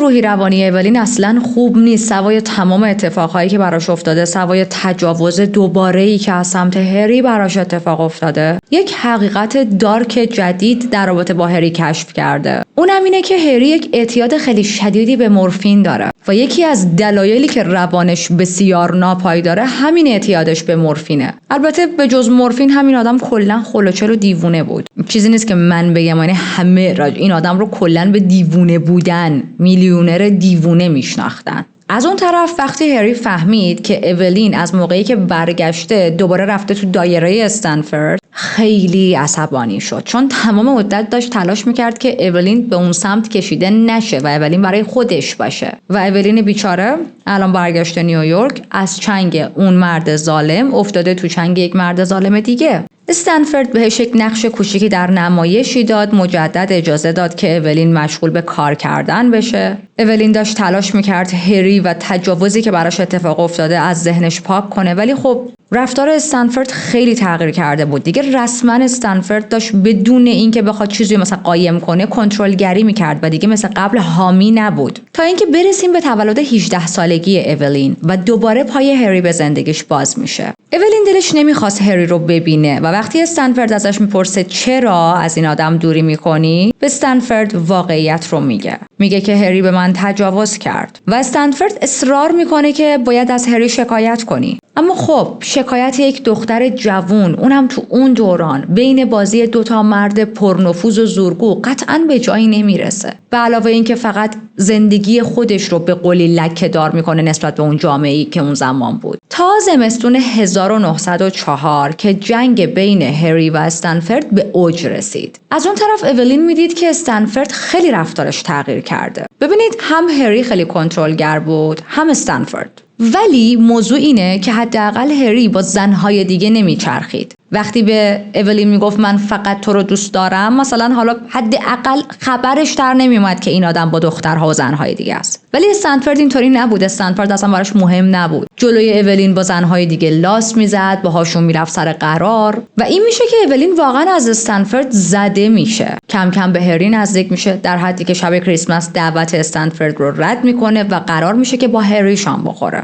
اما برای هری مهم نبود هر چقدر هم که اولین اون رو انتخاب کنه و از استنفورد دوری کنه. هری یک خشم بی‌نهایتی راجع به استنفورد داشت. برای اینکه خیالش راحت تر بشه، برای اینکه اون گنده کاری که کرده، اون تجاوزی که به اولین انجام داده رو بتونه مثلا به خیال خودش یه جوری جبران کنه، برای مدتی رفتارهای نمایشی نشون میداد. سعی میکرد خودش رو یک مرد قابل اعتماد نشون بده. به اولین میگه ببین تصمیم من جدیه، با وجود اینکه تو گفتی استنفورد به تجاوز کرده، اما من واقعا تو رو برای زندگی مشترک انتخاب کردم و من هنوزم خواستگار تو هم. دست اولین رو میگیره، میبره پیش خانواده‌اش، حالا خانواده‌ای که از قبل آمادهشون کرده که اولین اومد این حرف‌ها رو بهش بزنید و یک خانواده بسیار بسیار خشک مذهبی هم داره. حالا جلوتر بهتون میگم. خانواده هری توی همون قرار اول با اولین بهش میگن که ببین گذشتت رو پاک کن اولین، گذشتت رو فراموش کن. حالا چجوری گذشته اولین پاک میشه؟ با ازدواج با هری. اولین واقعا راهی نداشت. الان نزدیک سن ازدواجش بود، موقعیت‌های خیلی آنچنانی دیگه نداشت، توی کار شهرت همیشگیش رو نداشت، بین بد و بدتر گیر کرده بود و نمیدونست کدوم رو باید انتخاب کنه.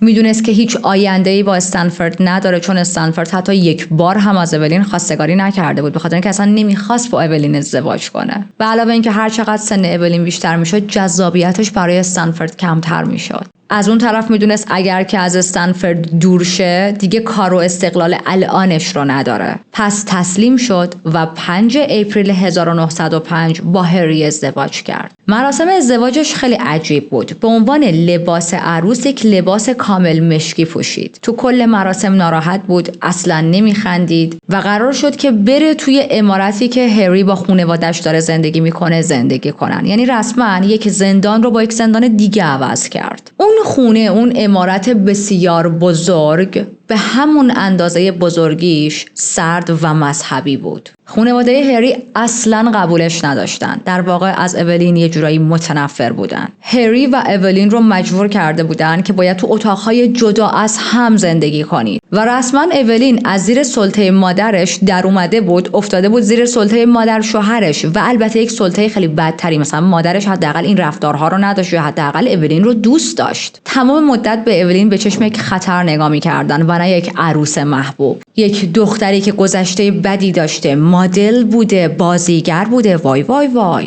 کشیش‌های خانوادگیشون دائم توی مراسم‌های مذهبی درباره رستگاری حرف می‌زدن، درباره اینکه بخشیده شید و خیلی وقتها به اولین اشاره می‌کردن. ولی خب این بخشیده شدن هیچ وقت برای هری نباید اتفاق می‌افتاد. در واقع خطاهای اخلاقی هری رو هیچکس نمی‌دید. ولی کافی بود اولین گلوشو صاف کنه. همشون اون موقع با هم نظر بودن که اولین اشتباه کرده و برو توبه کن. اینقدر خانواده هری از اولین متنفر بودن که یه بار یکی از کشیشای خانوادگیشون سگ اولین رو با یک خشونت زیادی بهش لگد زد و اونجا دیگه اولین ترکید. شروع کرد فریاد زدن، شروع کرد فحش دادن و هر چی از دهنش در می اومد همه حرفهای دلش رو بهشون زد. گفت که من از شماها بدم میاد، گفت که همتون خشک مذهب هستید و اونی که سرشار از گناه پسر خودتون هریه و نه من. تا برسیم به آخرای سال 1905 که هری مصرف مواد مخدرش بیشتر شده و وسواسش هم بیشتر شده. حالا این وسواسی که میگم یعنی یک سری رفتارهای عجیب. مثلا عادت پیدا کرده بود که شبها با اسلحه وارد اتاق اولین میشد،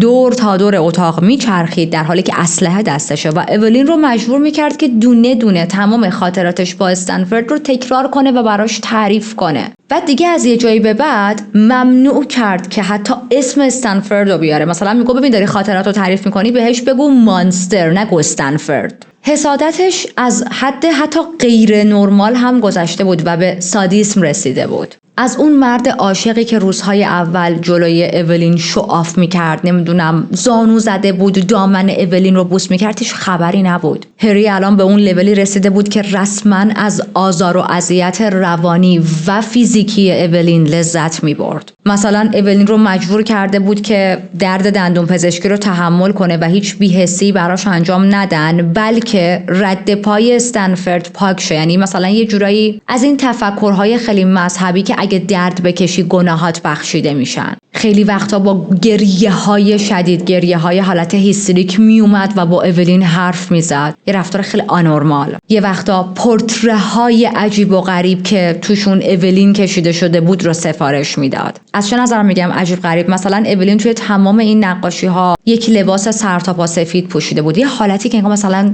کفنه، انگار مرده، یه همچین حالتی. یکی از عجیب ترین عکاسی هایی که هری خواسته بود از اولین انجام بدن میدونید چی بود؟ از عکاس خواسته بود جوری صحنه سازی کنن که روی کل بدن اولین ملافه سفید باشه و فقط سرش از ملافه بیرون زده باشه، یه حالتی که انگار گردنش زده شده. و این خیلی داره که تو بخوای همچین عکاسی از زنت بکنی. از اون طرف ما فراموش نکنیم اولین یک زمانی یه مدل بسیار معروف بود و خب طبیعی بود که هنوز هم عکسش خیلی جاها باشه، توی خیلی از خیابونا، توی خیلی از مغازه‌ها، روی خیلی از مجله‌ها، روی خیلی از کالاها. و هر بار خانواده هری عکس‌های اولین رو می‌دیدن انگار که مرگ، عذاب و جهنم رو دارن جلوی چشماشون می‌بینن. برای همین میگم اولین واقعا یک خاری بود تو چشم تمام این خانواده‌ای که پسرشون هر روز اصرار داشت به اولین که با من ازدواج می‌کنی. یعنی اولین از در بیرونش می‌کرد، از پنجره میومد تو. و برسیم به 25 جون، یه شب بسیار گرم که اولین و هری قرار بود برای شام برن به رستوران بسیار مجلل. اما هنوز چیزی نگذشته بود از نشستنشون و غذا سفارش دادنشون که دیدن استنفورد هم توی همون رستوران یه مقدار اونورتر نشسته. هری چت بود، های بود، مست بود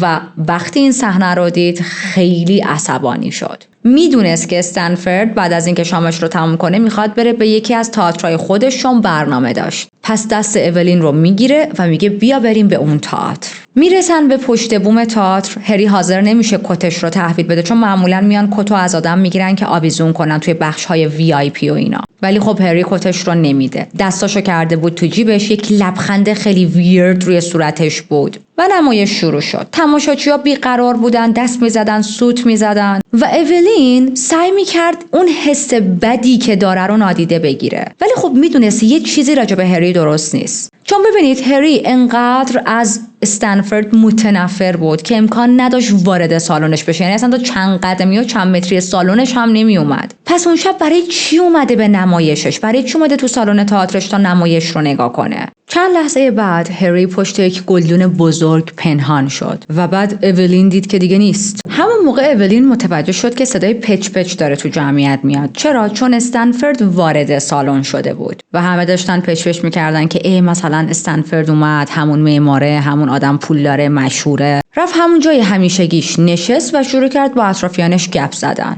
بعدش هری برگشت پیش اولین و عصبی و بیقرار بود. اولین اصلاً حس خوبی نداشت و به هری گفت که بیا بریم. پالتوی خودشو برمی‌داره، میاد پالتوی هری رو برداره بهش بده که میبینه دوباره هری ناپدید شده. با وحشت دنبال هری گشت و روی صحنه یک خواننده هم در حال اجرای آهنگ بود. اون طرف سالن استنفورد با خیال راحت تکیه داده بود و بعد صدای گلوله اومد. آهنگ قطع شد. گلوله دوم، گلوله سوم و هر سه گلوله خورده بود به استنفورد. انقدر سرعت شلیک سریع بود که استنفورد حتی فرصت نداشت بفهمه چی شده. گلوله اول وارد چشمش شده بود، گلوله دوم از فکش عبور کرده بود و سومی به شونش خورده بود. صورتش به خاطر باروت کاملا سیاه شده بود و سوخته بود و همونجا افتاد روی میز. خون با تیکه های لیوانای شکسته قاطی شده بود و برای چند لحظه سالن کاملا ساکت بود. بعد هری تفنگی که دستش بود رو بالا گرفت و رو به همه گفت من زدمش، من تیراندازی کردم چون زنم رو خراب کرده بود. استنفورد حقش بود که بمیره. توی چند ثانیه اول همه فکر کردن که این بخشی از نمایشه و الکیه، ولی وقتی اولین جیغ زده شد، بعدش جیغ‌های بعدی و آهنگ ارکستر آروم آروم قطع شد، مردم شروع کردن فرار کردن، هیاهو شد و همه فهمیدن که نه، این یک صحنه قتل واقعی بود. یه سری آتش نشان جاستین کیس اونجا بودن که اگر هر اتفاقی توی صحنه میخواد بیفته آماده باشن و اونا اومدن تفنگ رو از دست هری گرفتن و هری هم بدون مقاومت خودش رو تسلیم کرد. پلیس اومد، هری همچنان بسیار خونسرد بود. بردنش پلیس استیشن، مدام به پلیس ها میگفت همه چیز اوکی، همه چیز مرتبه و حتی به پلیس ها گفت اسم واقعیم جان اسمیته و 18 سالمه که خب البته پلیس ها فهمیدن داره دروغ میگه. تمام وسایلی که همراهش بود رو ازش گرفتن و در کمال پررویی به یک پلیس دیگه گفت که برو برام یه نخ سیگار بیار. خبر این قتل تو کل کشور پیچید و روزنامه ها شروع کردن به نوشتن داستان های مختلف و پر از شایعه. نوشتن کسی که اولین ماشه رو کشیده اولین بوده. نوشتن یک زن مرموز اسلحه طلایی دستش بود و به استنفورد شلیک کرد و این در حالیه که اولین اصلا اون ور وایساده بود و روحش هم خبر نداشت که هری همچین نقشه‌ای داره. هری کل شب آشفته بود و مشخص بود که میخواد یک گندی بالا بیاره. و این وسط رسانه ها شروع کردن از هری قهرمان ساختن و استنفورد رو فقط در نقش شکارچی نشون میدادن، شکارچی زنان. البته استنفورد حقش بود که همچین نقشی بهش بدن چون خب واقعا شکارچی دخترها بود. اما اینکه از هری قهرمان ساختن این خیلی عجیبه. حتی یه سری نمایشنامه و فیلم از این اتفاق درست کردن که خیلی پرفروش شدن و اینا توی خط زمانیه که هنوز دادگاه‌های رسمی هری تموم نشده و بهش حکم ندادن، یعنی سرعت عمل رو داشته باشید. مادر هری خیلی نگران سری خودش رو رسون، تلاش کرد که برای پسرش وکیل بگیره. از وکیلی که داشتن راضی نبود، تلاش کرد وکیل رو عوض کنه. هری تمام مدت لج می‌کرد، حرف گوش نمیداد، حرف وکلاش رو گوش نمیداد. وکلاش بهش گفته بودن ببین تو باید ادعای جنون کنی، اما خب حاضر نبود این کار رو بکنه. تو فاصله ادامه دادگاه‌ها هری رفته بود زندان و توی زندان رسما مثل پادشاه‌ها زندگی می‌کرد، مثل پادشاه‌ها غذا می‌خورد، سلول اختصاصی خودش رو داشت. ولی زندگی که بیرون از زندان برای خودش طی این سال‌ها درست کرده بود، داشت از هم میپاشید. خدمتکارهایی که توی اون خونه کار میکردن یکی یکی استعفا دادن و رفتن و شایعه ها همینجوری داشت بیشتر و بیشتر میشد و اولین بیچاره این وسط تنها مونده بود و وسط تمام این هرج و مرج داشت له میشد. خانواده هری که اصلاً اولین رو حمایت نمیکردن. خانواده خود اولین هم اصلا حمایتش نمی‌کردن. مادرش باهاش قطع رابطه کرده بود، برادرش شدیداً باهاش قطع رابطه کرده بود. ببینید مثلا مادرش باش سرسنگین شده بود، ولی برادرش رسما دیگه با اولین هیچ ارتباطی نداشت چون برادرش عاشق استنفورد بود. خب باز فراموش نکنیم برادر اولین توی سن خیلی کم استنفورد رو دیده بود و اون هم به استنفورد به چشم یک پدر دوم نگاه می‌کرد و اون آسیب‌هایی که استنفورد به اولین رسونده بود به برادر اولین نرسونده بود. دادگاه‌ها که داشت ادامه پیدا می‌کرد، مطبوعات به دو دسته پخش شده بودن. یه سریاشون از هری قهرمان ساخته بودن و یک سریاشون یک چهره روانی ازش نشون میدادن. چون هری یک آدم مطرح و پولدار توی جامعه بود، انتخاب هیئت منصفه با یک وسواسی داشت میرفت جلو. از بین 600 نفر تونستن 12 نفر رو بالاخره انتخاب کنن و با وجود اون همه شاهد که اون شب توی سالن حضور داشتن و با چشماشون دیدن که هری شلیک کرده به استنفورد، توی دادگاه یک سوال اصلی مطرح بود.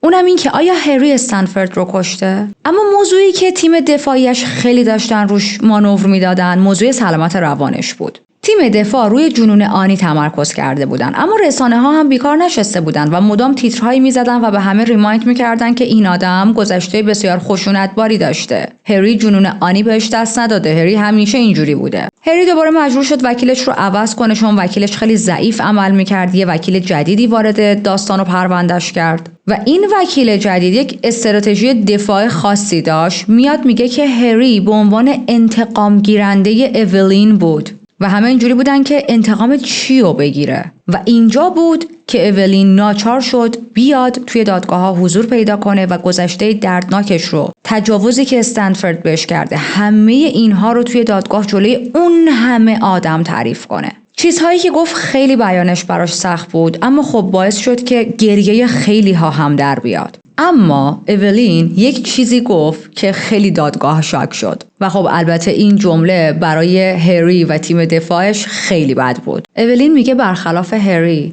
استنفورد جز اون تجاوز وحشتناکی که انجام داد، بقیه مواقع با هم مهربون بود. دادگاه‌های هری توی سال 1908 تموم میشه، بهش حکم بیگناهی میدن به دلیل جنون و میفرستنش به یک آسایشگاه روانی. از اون طرف مادر هری ثروت خانواده رو کامل تصاحب میکنه و 1 قرون به اولین نمیده. اولین به عنوان اینکه خب بالاخره زن این آدم مدتی به دیدن هری میرفت توی اون آسایشگاه روانی، ولی انقدر رفتارهای هری ناپایدار بود و بد بود که ازش فاصله گرفت. یه نکته عجیب دیگه این بودش که خیلی از زنها برای هری نامه‌های عاشقانه میفرستادن. اولین واقعا خسته بود از تمام این بازی‌هایی که هری براش درآورده، از تمام زورگویی‌هاش، اذیت‌های روحی، روانی و جسمی که کرده بود و به یک نفرتی از هری رسیده بود. از اون طرف هری هم از اولین متنفر بود. در واقع هری هیچ وقت اولین رو دوست نداشت و فقط می‌خواست از اولین به عنوان یک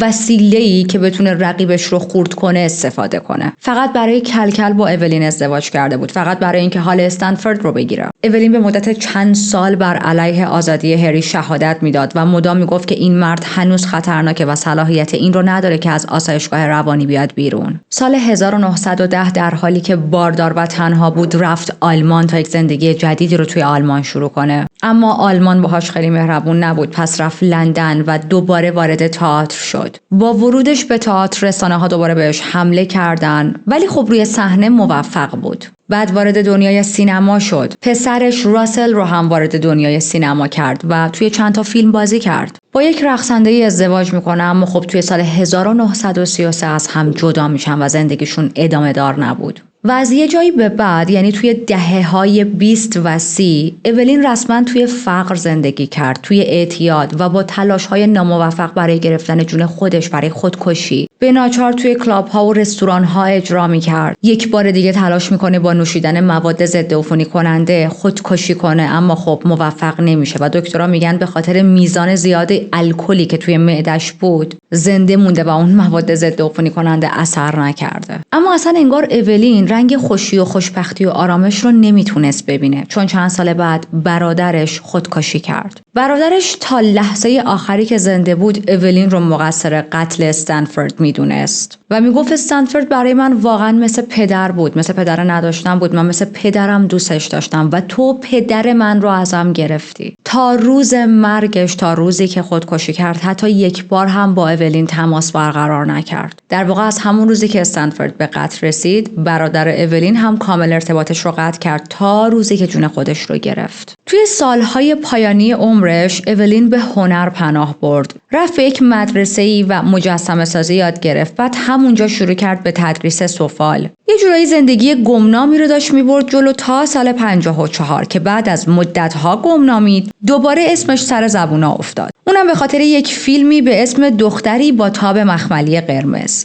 این فیلم قرار بود بر اساس زندگی خود اولین ساخته بشه و اولین هم شده بود مشاور ساخت این فیلم. برای این کار $110,000 گرفت، اما فشار این فیلم، فشار کار انقدر زیاد بود که بارها و بارها از پا افتاد. حتی یه بار مابین این فیلم سکته کرد. من خودم این فیلمو هنوز ندیدم و خیلی دوست دارم ببینم. اگر که شما دیدید حتما برای من کامنت بذارید راجبش. اولین در طول زندگیش 2 کتاب منتشر کرد. هر دوتاش کتاب خاطراتش بودن. یکیش به اسم زندگی منه و اون یکی به اسم روزهای ولخرجی. اما اولین هیچ وقت نتونست از تجاوزهایی که جوونیش رو نابود کردن جدا بشه. بعدها توی صحبتاش میگه من وقتی به اون شب لعنتی سال 1906 و مسیر زندگیم فکر میکنم فقط و فقط تلخی میبینم. استنفورد وایت کشته شد ولی سرنوشت من از اون بدتر بود. من زنده موندم. و بیاد یکم از هری براتون بگم. هری رو گفتم که فرستادن بیمارستان روانی، یعنی اصلا زندان نرفت به خاطر قتلی که انجام داده. و هری فقط چند سال توی اون بیمارستان موند. حتی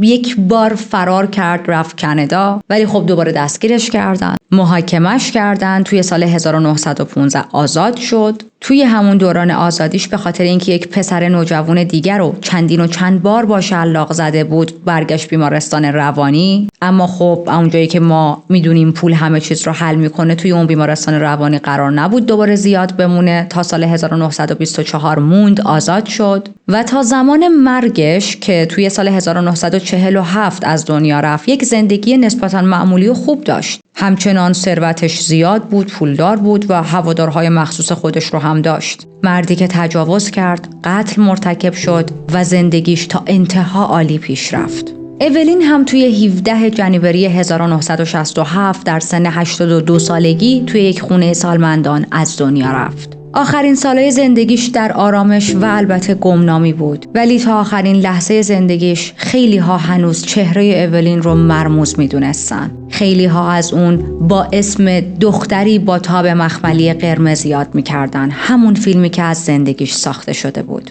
و این بود پرونده مفصل امروز. ممنون از اینکه تا اینجا با من همراه بودید. اگر که هنوز چنل رو سابسکرایب نکردید، خیلی خوشحال میشم که دکمه سابسکرایب رو بزنید. واقعیت هر ویدیویی که براتون میسازیم کلی زمان و انرژی میبره. از انتخاب کیس گرفته تا تحقیقاتی که باید براش انجام بدیم. از چیدمان زمانبندی وقایع گرفته تا ترجمه متنها. از ریکورد کردن تا ادیت کردن. پس اگر پرونده رو دوست داشتید، با یک لایک، کامنت، سابسکرایب کردن و روشن کردن نوتیفیکیشن ها میتونید به این چنل کمک کنید تا من هم بتونم ویدیوهای بیشتری براتون بسازم و ممنونم ازتون. پرونده امروز یاد بود نداشت چون که مقتول این کیس متجاوز بود و خب ما یاد متجاوزین رو زنده نگه نمیداریم، اما عجب داستان تلخی بود. این کیس پیشنهاد یکی از شماها بود و واقعیت اوایل خیلی دلم نمیخواست برم سراغش. یعنی اینجوری بودم که نمیدونم. بعد هر چقدر تحقیقاتم راجبش بیشتر شد، عکس‌های اولین رو میدیدم، فرهنگ اون زمان، سختی هایی که داشت میکشید، مرد سالاری که انقدر پررنگ بود، هی بیشتر و بیشتر درگیر داستان شدم و بعد اینطوری بودم که اوکی، این خیلی داستانش به نظرم جذابه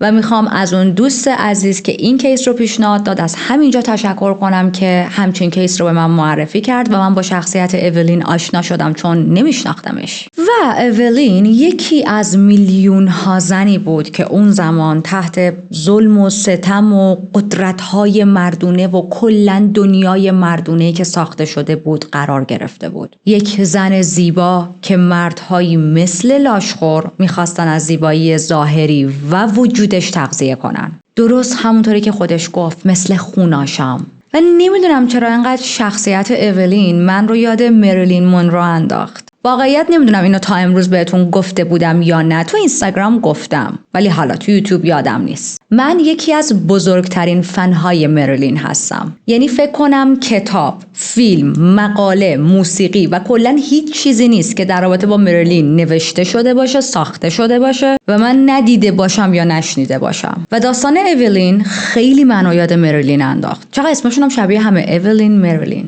واقعا یک شباهت غم انگیز بین دوتاشون بود به نظرم، مخصوصا توی نگاهی که جامعه اون زمان بهشون داشت، استفاده‌ای که مردها ازشون میکردن. اولین و مریلین هر دوشون توی سن خیلی کم وارد دنیای پرزرق و برق شدن. اولی با عنوان سوپر مدل آمریکا و دومی با عنوان بمب جنسی هالیوود. هر دوشون توی چهرهشون ترکیبی از معصومیت و اغواگری داشتن که خب باعث شد هم مورد پرستش قرار بگیرن و هم قربانیشن. مردهایی که دور بر هر دوشون بودن همشون فقط از قدرتشون استفاده میکردن، ولی در نهایت هر دو زن تنها، آسیب دیده و درگیر کلی بحران روانی که همون جامعه و مردها براشون به وجود آورده باقی موندن. به نظر من مریلین و اولین هر دوشون چهره‌های عمومی ساخته شده بودن. نمیخوام بگم زیبا نبودن، اما میخوام بگم که مردم ساختنشون. مردم نیاز داشتن یک گادس زیبایی داشته باشن و خب چرا که نه، میخواستن یک زنی باشه که دیده شه در هر دورانی و اون چیزی که خودشون دوست دارن رو فقط ببینن، نه اون چیزی که واقعا این زنها هستن. زندگی هر دوشون هم پر از فروپاشی بود. اعتیاد، سوء استفاده، تجاوز، افسردگی، تلاش برای فرار، تلاش برای خودکشی، ولی خب همیشه باید جلوی دوربین شیک، با کلاس، خوشگل حاضر میشدن و لبخند میزدن. هر دوی این زنها توی آخره عمرشون تنها بودن. یکیشون تو بیمارستان رفت و آمد داشت، یکی دیگه هم که با قرص مرد. و هر دو به جای اینکه با این حجم از شهرت آزاد باشن، به یک نماد تبدیل شدن. نمادی از زن زیبا، اما یک زن زیبایی که هیچ وقت خود واقعیش دیده نشد. و اون جمله اولین توی کل پرونده تو گوشم بود که برگشت گفت سرنوشت من